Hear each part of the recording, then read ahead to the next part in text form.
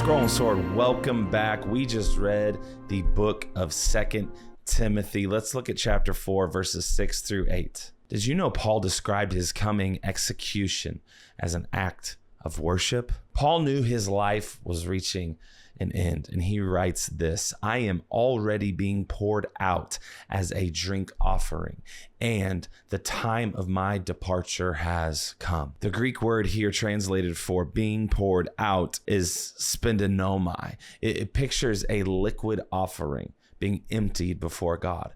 Under the law, wine could be poured out alongside an animal sacrifice as an additional offering to the Lord. Paul does not describe Rome as stealing his life. He describes himself as pouring it out. The executioner may have held the sword, but Paul believed God was still holding the offering. This changes the picture entirely. Paul was not pretending death was painless. Actually, earlier in the letter, he talked openly about suffering, abandonment, and imprisonment, but he refused to let Rome determine the meaning of his suffering. Rome called it an execution. Paul called it worship. He had already spent his life preaching and planting churches, enduring all sorts of persecution, carrying the gospel, and now he saw his death as the final pouring out of a life that already belonged completely to Jesus. His words also became an example for Timothy,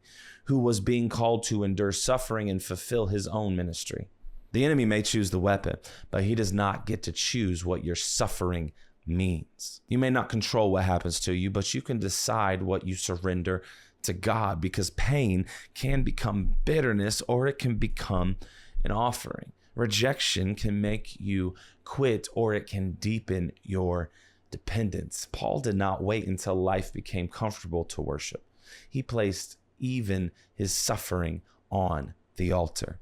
This is your takeaway right now. When your whole life belongs to Jesus, even what tries to destroy you can become something that glorifies him.